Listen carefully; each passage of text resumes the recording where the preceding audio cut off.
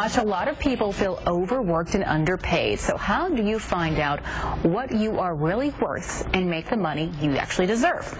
Louis Douglas with Kavaliro joins us more to talk about that. So first we have to get HR on our side, right? HR is definitely a good person to have on your side. First off, they're the ones who's going to tell you, depending on the company size, they're the ones who's going to tell you like the range and like, you know, what is that actual position worth, or what's the value to it, what's the margin for it, so you know where you stand. They'll let you know if you're getting played or not. Pretty much. Let's make it basic here.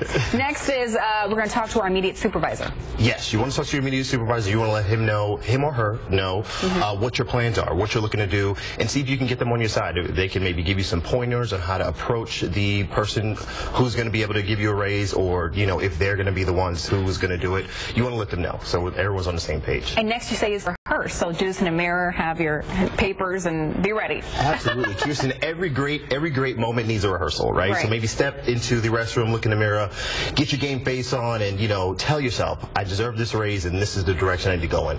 And surprisingly, that increases your self-esteem in order to go into that meeting and ask for those demands. And I was reading an article that said you have to have a lot of people on your side when you want a raise. HR is one of them. What are the other people you'd say need to have on your side when it comes to a raise? Well, HR is definitely one of them. Your immediate supervisor, maybe a director or a manager, someone who's in charge, or someone who knows what your day-to-day is, and then with that, having some supporting documents in order to back up your demands and requests. So both documentation and people who can kind of vouch for your work and your work ethic and that sort of thing. Absolutely, absolutely. All right. And then lastly, you say follow up when you have this meeting with your supervisor or your boss, whoever it may be. Right. You have to follow up and say, hey, where are we going with this? Right. Have a time. You don't want to put them right on the spot and demand a response right there. So maybe give a few days, maybe a week, follow up. But a real important thing within that time of that follow up, be sure that you are acting as if you already had that raise. You want to assume the position and be that person in the meantime. Now you're on the other end of this. You're for a staffing company. Absolutely. So in your perspective, when it comes to working with employers looking for employees, what would you say are employers' biggest concern when it comes to finances and salaries and what they pay? Like what can an employee do to look more attractive in that sense? Right. Well,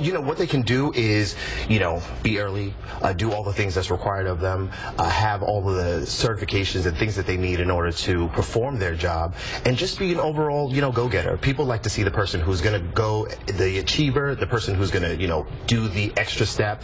Those are people who typically get the raises. All right. Thank you so much, Louis Douglas. Always a pleasure. Now over to Leslie Hudson with